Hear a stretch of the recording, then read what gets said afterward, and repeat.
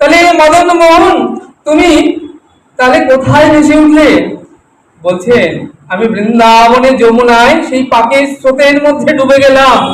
আর কোথায় ভেসে উঠলাম জানো? ভেসে উঠলাম শ্রীরাম নবদ্বীপের নদীয়ার শচিগর্ভ সিন্ধু মাঝে। নিতাই গো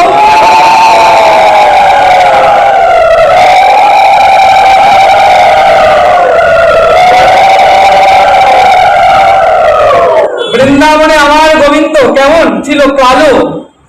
যখন গোবিন্দ ওই পাকের মধ্যে পড়ে ডুব দিলেন আর ভেসে উঠলেন কোথায়? সিধা নবদ্বীপে শচীর আঙ্গনে। উঠেই দেখছেন কি অপূর্ব, সেই আগে রূপটাই নেই, ছিলাম কালো, এখন দেখছি গোরা হয়ে গেছি, গৌর বর্ণ, রূপটাই পাল্টে গেছে। ওমা, কালো যদি কোনো লোহার বস্তুকে সোনার জলের মধ্যে ফেলে দাও, তারপর তোলো, সেটা কি আর কালো থাকবে?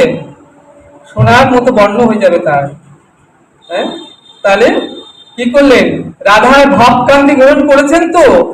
তাহলে আজকে বলছেন মারিত গন্ডার লুটিত ভান্ডার, রাধারানী তো প্রেম ভান্ডারটা লুট করে নিয়ে এসছেন, ওই রাধার অঙ্গ ভাবকান্তি লুট করে নিয়েছেন।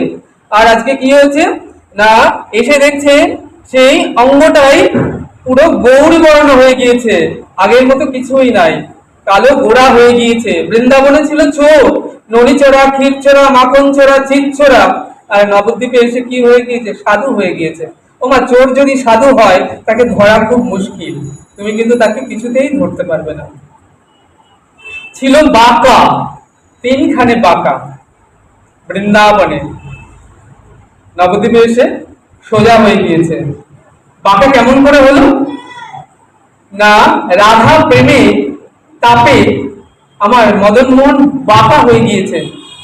দেখো, আমার গোবিন্দ হচ্ছে মোমের পুতুল, আর রাধা প্রেম একটা মোমের পাশে যদি তুমি একটা প্রদীপ রাখো, যেদিক থেকে তাপটা লাগবে না, মোমটা দেখবে ধীরে ধীরে সেদিকটা গলে বাঁকা হয়ে যাবে, তাই না?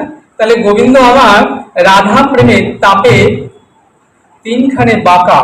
আজকে নবদ্বীপ এসে দেখছে যে অদ্ভুত সুন্দর, আজ তিনি আর বাঁকা নাই, তিনি সোজা হয়ে গিয়েছেন।